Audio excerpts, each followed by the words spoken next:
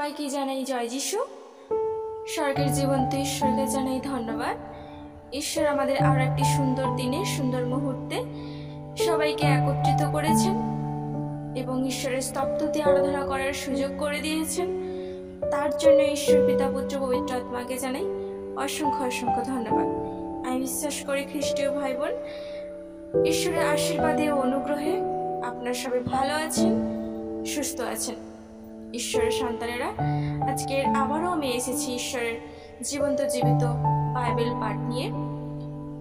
আমি বিশ্বাস করি আপনাদের মধ্যে অনেকে আছেন যারা বাইবেল পাঠ শোনার জন্য অধীর আগ্রহে বসে থাকেন। তাই অনেকে আছি যারা বাইবেল পাঠ করতে জানি না, অনেকে কমেন্ট করে বলেছেও যে বাইবেল পাঠ তারা শুনতে চায়। তাই তাদের কথা আমি ভেবে বাইবেল পাঠ, ঈশ্বরের জীবন্ত জীবিত বাইবেল পাঠ আমি আপনাদের সবার সামনে নিয়ে এসেছি। আজকের যে বাইবেল পাঠ আমি পড়ে শোনাবো আপনাদের, তা খুবই গুরুত্বপূর্ণ। তাই আপনারা প্রভুর এই বাক্য শুরু থেকে শেষ পর্যন্ত শ্রবণ করুন, বাইবেল পাঠ শ্রবণ করুন। ঈশ্বর অবশ্যই আপনাদের মধ্যে কথা বলবে এই জীবন্ত ও জীবিত বাইবেল পাঠের মধ্য দিয়ে, এবং ঈশ্বর আপনাদের স্বর্গের দ্বার খুলে আশীর্বাদ করবেন। তো চলুন ঈশ্বরের সন্তানেরা, আমরা ঈশ্বরের বাক্য শ্রবণ করি। এবং অবশ্যই ঈশ্বরের বাইবেল পাঠ যদি আপনাদের ভালো লেগে থাকে, লাইক করবেন, শেয়ার করবেন, কমেন্ট করবেন। ঈশ্বরের কথা ঈশ্বরকে যাতে আর অন্য কোনো মানুষ জানতে পারে, আপনাদের বন্ধু বান্ধব, আপনাদের রিলেটিভ, অন্য কোনো মানুষের কাছে পৌঁছে দেবেন, শেয়ার করবেন। তো চলুন ঈশ্বরের সন্তানেরা, ঈশ্বরের জীবন্ত জীবিত বাক্য শ্রবণ করি। আজকের যে বাইবেল পাঠ আমি নিয়ে এসেছি তা হলো মার্ক লিখিত সুসমাচার, তার 13 অধ্যায় 14 পদ থেকে 31 পদ। চলুন তাহলে আমরা ঈশ্বরের বাক্য শ্রবণ করি। পরন্তু যখন তোমরা দেখিবে ধ্বংসের সেই ঘৃণাহ বস্তু যেখানে দাঁড়াইবার নয় সেইখানেই দাঁড়াইয়া আছে, যে পাঠ করে সে বুঝুক। তখন যাহারা জিহুদিয়াতে থাকে তাহারা পাহাড় অঞ্চলে পলায়ন করুক, এবং যে কেহ ছাদের উপরে থাকে সে গৃহ হইতে জিনিসপত্র লইবার জন্য নিচে না নামুক ও তাহার মধ্যে প্রবেশ না করুক। এবং যে কেহ ক্ষেত্রে থাকে সে আপন বস্ত্র লইবার নিমিত্ত পশ্চাতে ফিরিয়া না যাও। হায়, সেই সময়ে গর্ভবতী ও স্তন্যদাত্রী নারীদের সন্তাপ, আর প্রার্থনা করিও যেন ইহা শীতকালে না হয়, কেননা তৎকালে এরূপ ক্লেশ উপস্থিত হইবে যেরূপ ক্লেশ ঈশ্বরের কৃত সৃষ্টির আদি অবধি এ পর্যন্ত কখনো হয় নাই, কখনো হইবেও না। আর প্রভু যদি সেই দিনের সংখ্যা কমাইয়া না দিতেন তবে কোনো প্রাণীই রক্ষা পাইত না। কিন্তু তিনি যাহাদিগকে মনোনীত করিয়াছেন সেই মনোনীতদের জন্য সেই দিনের সংখ্যা কমাইয়া দিলেন। আর তৎকালে যদি কেহ তোমাদিগকে বলে, দেখো সেই খ্রিস্ট এখানে, কিংবা দেখো ওখানে, তোমরা বিশ্বাস করিও না। কেননা ভক্ত খ্রিস্টেরা ও ভক্ত ভাববাদীরা উঠিবে এবং নানা চিহ্ন ও অদ্ভুত লক্ষণ দেখাইবে, যেন যদি হইতে পারে তবে মনোনীত দিগকেও ভুলায়। কিন্তু তোমরা সাবধান থাকিও। দেখো, আমি পূর্বেই তোমাদিগকে সকলেই জানাইলাম। আর সেই সময়ে সেই ক্লেশের পরে সূর্য অন্ধকার হইবে, চন্দ্র জ্যোৎস্না দেবে না, আকাশ হইতে তারাগণের পতন হইবে ও আকাশমণ্ডলীর পরাক্রম সকল বিচলিত হইবে। আর তখন লোকেরা দেখিবে মনুষ্যপুত্র পরাক্রম ও প্রতাপের সহিত মেঘযোগে আসিতেছেন। তখন তিনি দূতগণকে প্রেরণ করিয়া পৃথিবীর সীমা অবধি আকাশের সীমা পর্যন্ত চারিবায়ু হইতে তাহার মনোনীত দিগকে একত্র করিবেন। আর ডুমুর গাছ হইতে দৃষ্টান্ত শিখ, যখন তাহার শাখা কোমল হইয়া পত্র বাহির করে, তখন তোমরা জানিতে পাও গ্রীষ্মকাল সন্নিকট। সেইরূপ তোমরা ওই সকল ঘটনা দেখিলেই জানিতে পাইবে তিনি সন্নিকট, এমনকি দ্বারে উপস্থিত। আমি তোমাদিগকে সত্য কহিতেছি, যে পর্যন্ত এই সমস্ত সিদ্ধ না হইবে সে পর্যন্ত এই কালের লোকদের লোভ হইবে না। আকাশের ও পৃথিবীর লোভ হইবে, কিন্তু আমার বাক্যের লোভ কখনো হইবে না। ঈশ্বর তার আপন বাক্যে সবাইকে আশীর্বাদ যুক্ত করুক। আমিন। আমি বিশ্বাস করি ঈশ্বরের সন্তানেরা ঈশ্বরের বাইবেল পাঠের মধ্য দিয়ে ঈশ্বর আপনাদের সাথে কথা বলেছে। এখানে জীবন্ত জীবিত বাক্যে কি বলতে চেয়েছেন, ঈশ্বর কি বলতে চেয়েছেন, আমি বিশ্বাস করি সবাই বুঝতে পেরেছেন। তাহলে চলুন ঈশ্বরের সন্তানেরা আমরা এবার প্রার্থনায় যাই। যারা যেখানে আছি অবশ্যই আমার সঙ্গে আপনারাও প্রার্থনা করবেন একে অন্যের জন্য। প্রার্থনায় যাওয়ার আগে আমি দুজনের কমেন্ট পড়ে নেব।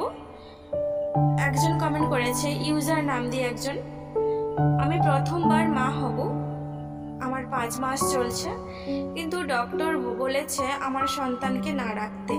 আমার সন্তান নাকি দুর্বল, আমি তা চাই না, কারণ আমার বিশ্বাস আমার সন্তানকে যিশু সুস্থ করে দেবে। আপনারা সবাই আমার সন্তানের জন্য প্রার্থনা করবেন। অবশ্যই আমি প্রার্থনা করবো দিদিভাই।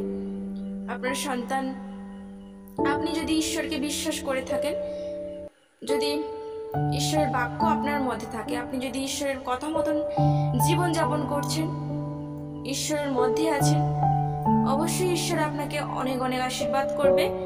ডক্টর যাই বলুক না কেন, ডক্টর যদি নাও বলে দেয় যে আপনার ছেলে দুর্বল হবে, ডক্টরের কথা আপনি ধরবেন না, আপনি ঈশ্বরের কথা ধরুন। ডক্টর যেখানে বলেছে দুর্বল হবে, ঈশ্বর সেখানে সমস্ত কিছু ঠিক করে দেবে, যদি ঈশ্বরের মতন, ঈশ্বরের ইচ্ছে মতন আমরা জীবনযাপন করি।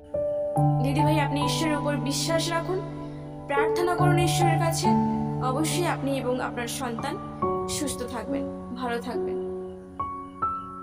ধন্যবাদ জানাই আপনার মূল্যবান কমেন্টের জন্য। আরেকজন লিখেছেন, হে ঈশ্বর, হে পিতা, আমাকে দয়া করো, আমি বাপন দাস, বহুদিন ধরে রোগ ব্যাধিতে ভুগছি, আমাকে দয়া করো, আমার প্রার্থনা কবুল করো। প্রভু জয় যিশু, আমিন। আমি যা পাপ অন্যায় করেছি আমাকে ক্ষমা করো, জয় যিশু, আমিন, হালেলুয়া। আমি অবশ্যই আপনার জন্য প্রার্থনা করব।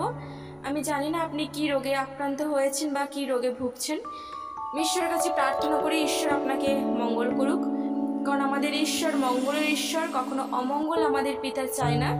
তাই আমি বিশ্বাস করি আমাদের সবার প্রার্থনায় আপনি সুস্থ হবেন, ভালো থাকবেন, এবং আপনিও প্রার্থনা করুন, সবসময় বাইবেল পাঠ করুন এবং প্রার্থনার পরিমাণটা আরো বাড়িয়ে তুলুন। তো চলুন ঈশ্বরের সন্তানেরা আমরা যারা যেখানে আছি এবং যারা এই মুহূর্তে কমেন্ট যে আমি পড়লাম, যারা এই মুহূর্তে কমেন্টগুলো শুনলেনও, অবশ্যই তারা সেই যাদের যা সমস্যা হয়েছে যে শুনলেন দুজনের কমেন্ট, অবশ্যই আমার সঙ্গে আপনারাও তাদের জন্য প্রার্থনা করুন। চলুন আমরা প্রার্থনা করি। হালেলুয়া। স্বর্গের মহান ঈশ্বর, জীবন্ত পিতা, সর্বশক্তিমান ঈশ্বর, বাহিনী গণেশতা প্রভু, বীর বিক্রমশালী ঈশ্বর, সনাতন পিতার শান্তিরাজ পিতা ঈশ্বর, তোমার ধন্যবাদ করি, তোমার গৌরব করি, তোমার প্রশংসা করি পিতা। তোমার পাঠানো একমাত্র প্রিয় পুত্র প্রভু যিশু, তোমার চরণে আমার শত শত কোটি প্রণাম, অসংখ্য অসংখ্য ধন্যবাদ পিতা। পিতা গো, আজকে তোমার দয়াতে, তোমার করুণাতে, তোমার চরণে আমি আরো একটি বার আসতে পেরেছি প্রভু, তার জন্য তোমার ধন্যবাদ করি, গৌরব করি, তোমার প্রশংসা করি পিতা।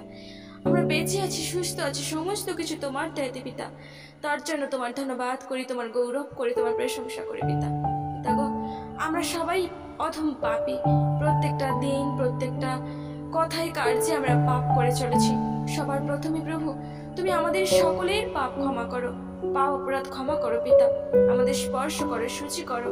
আমি বিশ্বাস করি পিতা, পবিত্র আত্মা তুমি এখানে উপস্থিত আছো, তাই তোমাকে ধন্যবাদ করি, গৌরব করি, তোমার প্রশংসা করি পিতা।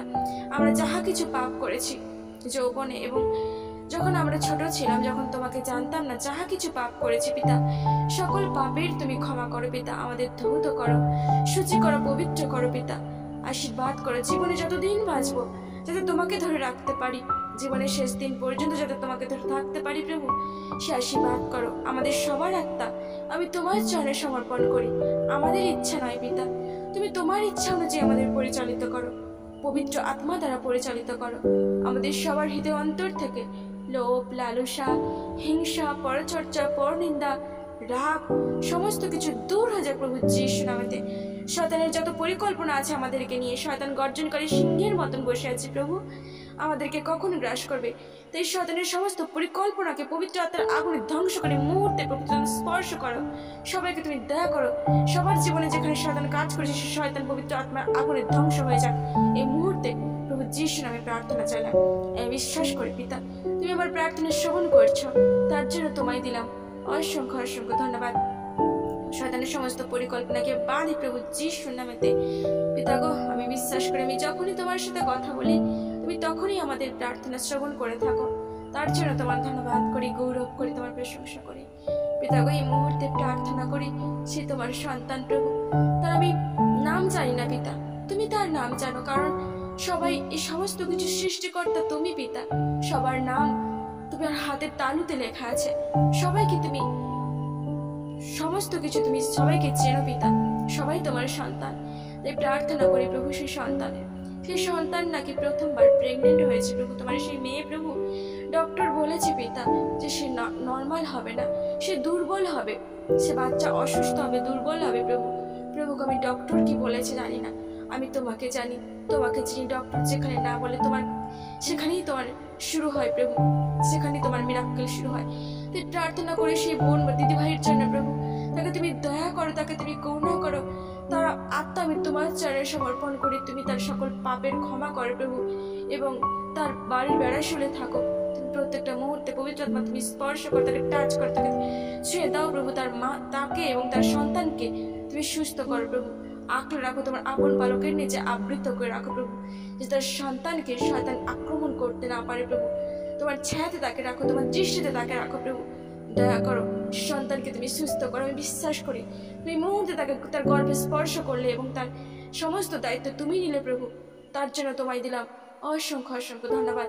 আমি বিশ্বাস করি সেই সন্তান সুস্থ হবে, দুর্বল হবে না, স্বাভাবিক হবে, আমাদের মতন স্বাভাবিক হবে প্রভু।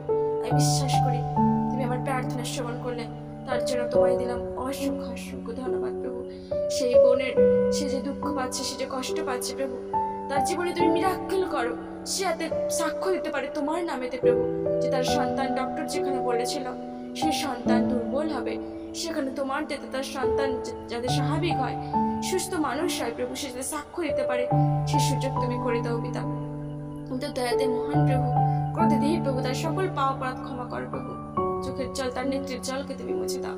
আমি বিশ্বাস করি তুমি আমার প্রার্থনা শ্রবণ করলে, তার জন্য তোমায় দিলাম অসংখ্য অসংখ্য ধন্যবাদ প্রভু। আরেকজন দাদাভাই খুবই অসুস্থ, সে অনেক দিন ধরে রোগে ভুগছে প্রভু, তারও সকল পাপ অপরাধ তুমি ক্ষমা করো, তাকে তোমার আপন পালকের নিচে আবৃত করে রাখো প্রভু, তাকে তুমি টাচ করে স্পর্শ করো প্রভু। যদি শয়তানের এখানে কোনো পরিকল্পনা থেকে থাকে প্রভু, তাহলে শয়তানকে দূর করে প্রভু যিশু নামে, শয়তান তার জীবন থেকে দূরে যায় প্রভু যিশু নামে। পৌঁছে তুমি তাকে তুমি স্পর্শ করে এই মুহূর্তে বলতে স্পর্শ করো, স্পর্শ করো এই মুহূর্তে, বিশ্বাস করে তুমি তাকে স্পর্শ করলে এবং অনেক অনেক দয়া করলে, তার জন্য তোমায় দিলাম অসংখ্য অসংখ্য ধন্যবাদ। তুমি সবার পরিবারকে ভালো রেখো, সমস্ত সন্তানকে ভালো রেখো। এই মুহূর্তে যারা তোমার প্রার্থনার সঙ্গে যুক্ত আছে প্রভু, প্রার্থনা নিচ্ছে প্রভু, তাদের সবার জীবনকে তুমি পরিপূর্ণ করো প্রভু, তোমার আশীর্বাদে পরিপূর্ণ করো, সবার হৃদয়ন্তর মনকে তুমি পরিবর্তন করো, দয়া করো, তুমি করুণা করো, সবাই যদি জীবনের শেষ দিন পর্যন্ত তোমাকে ধরে থাকতে পারে পিতা, সে আশীর্বাদ করো, আমাদের হাসিতে, আমাদের দুঃখিতে, আমাদের কষ্টতে, সুখেতে, প্রত্যেকটা মুহূর্তে তুমি আমাদের পাশে থাকো প্রভু। বিশ্বাস করি তোমায়, ভরসা করি তোমায়, নির্ভর করি প্রভু। হালেলুয়া হালেলুয়া প্রভু গো, যে তোমার কাছে আসলে কখনো লজ্জিত হয় না, তোমার কাছে যে আসলে কখনো নিরাশ হয় না প্রভু, সকল সন্তানকে তুমি ভালো রেখো, সুস্থ রেখো পিতা। আমি বিশ্বাস করি আমি যা চাইলাম তুমি আমাকে তাই দিলে, তার জন্য তোমার ধন্যবাদ করি, গৌরব করি, প্রশংসা করি। তুমি আমার পাশে থেকো, তুমি আমার সাথে থেকো, তুমি আমার সঙ্গে থেকো, সকল সন্তানকে তুমি ভালো রেখো প্রভু যিশু। তুমি নিজে ভালো থেকো, তোমার সমস্ত সন্তানকে ভালো রেখো। এই প্রার্থনার ভুল ত্রুটি ক্ষমা করো, এই প্রার্থনা ত্রাণকর্তা, মুক্তিদাতা, রাজাদের রাজা, প্রভুদের প্রভু, প্রভু যিশুর নামেতে চাই, আমেন আমেন আমেন। জয় যিশু, হালেলুয়া।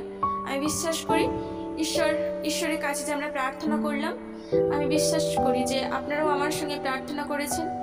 তাই যে দিদিভাই কমেন্ট করেছেন যে আপনার সন্তান ডক্টর বলে দিয়েছে দুর্বল হবে, তাই আপনি চিন্তা করবেন না, ঈশ্বরের প্রতি বিশ্বাস রাখুন, ঈশ্বরের প্রতি ভরসা রাখুন, অবশ্যই ঈশ্বর আপনার জীবনে মিরাক্কেল করবে, আপনার সন্তান অবশ্যই সুস্থ হবে। ঈশ্বরের বাক্য বলে যে আমাকে বিশ্বাস করে সে আমার মহিমা দেখিতে পাইবে। ঈশ্বর অবশ্যই আপনার জীবনকে আশীর্বাদে পরিপূর্ণ করে তুলুক। আপনারা সবাই ভালো থাকুন, সুস্থ থাকুন। অবশ্যই আমি নতুন কোনো বাইবেল পাঠ নিয়ে আসবো অন্য কোনো দিন। জয় যিশু, হালেলুয়া।